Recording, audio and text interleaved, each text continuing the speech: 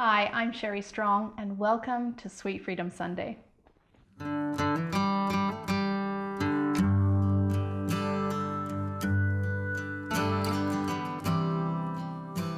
Today we are talking about how not to be a nutritional Nancy Nutter. And I got the idea for this segment from one of our attendees in the Sweet Freedom online program because she's writing about a dilemma that she's having. She says, my family are getting together for dinner and we're ordering fish and chips.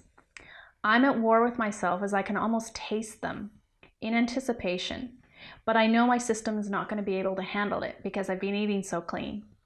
Any recipe ideas for meal substitutions? Also, I don't know how to handle bringing something else to eat without coming off as a Debbie Downer. So the Sweet Freedom version is Nutritional Nutter, or Nancy Nutter, okay? And her expression is Debbie Downer. Totally feeling deprived that I can't have the fish and chips despite the brain logic. Arrgh. Okay, so this question is a really good question. And I just realized I'm gesturing with my glasses, and Andy and I were talking about whether I looked more intelligent if I gestured with my glasses. Anyway, love to know your comments. He also suggested that I also would look more intelligent if I was commenting with a cup of tea in my hands, but he is English, okay? And he's giggling behind the camera and turning red now. Anyway, I digress.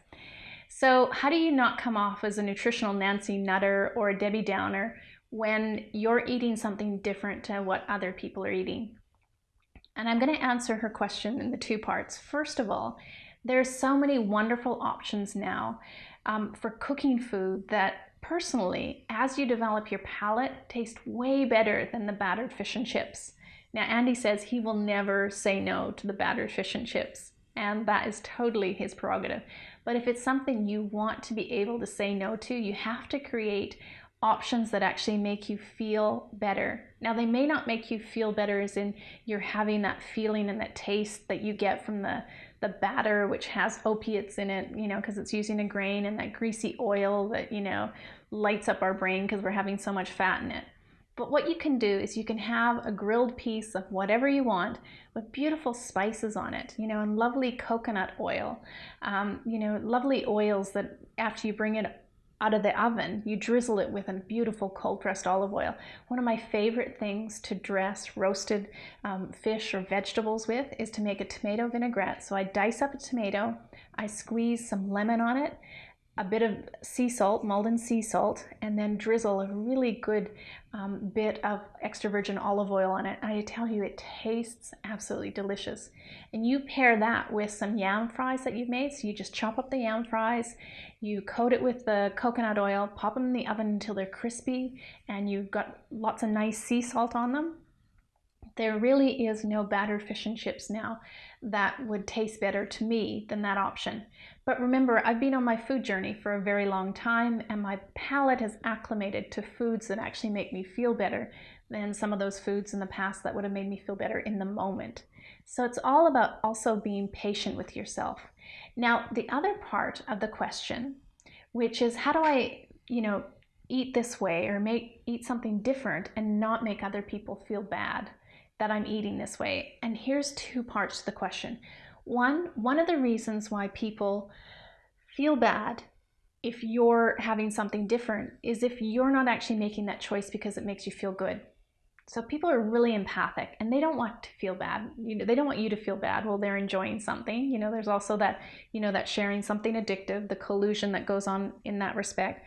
But also people who love other people want them to be experiencing pleasure and joy. And so they're like, come on, just eat the battered fish. But if you truly are enjoying it and you're making that choice because you feel like having it, there's two things that go on for people. They just get to relax and have their thing because they know you're enjoying your thing.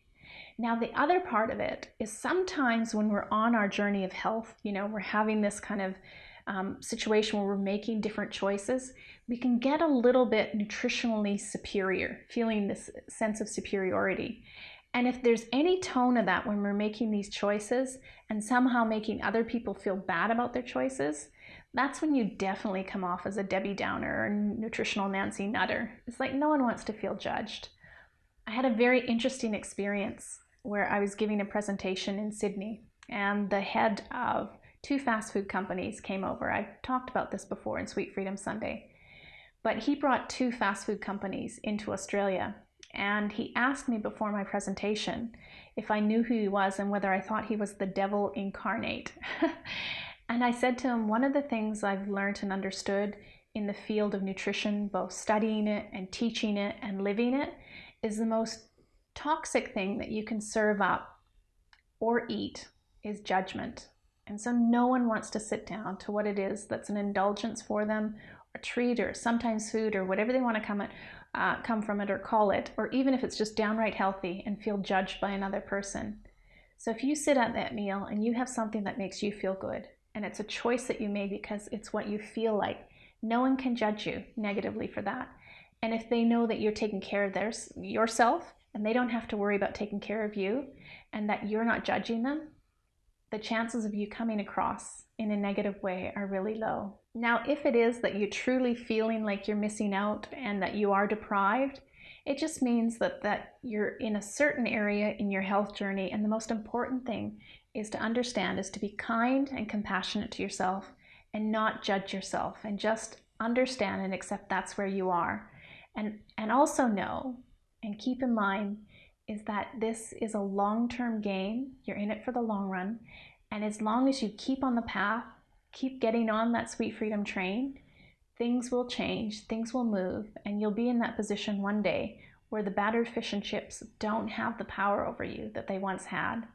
And when you treat yourself in a way that you're taking care of yourself from a nourishing, energizing, and protective point of view, the choices that you make will nourish, energize, protect you, and you will start to develop that peaceful, grounded, healthy feeling and relationship to food and sugar.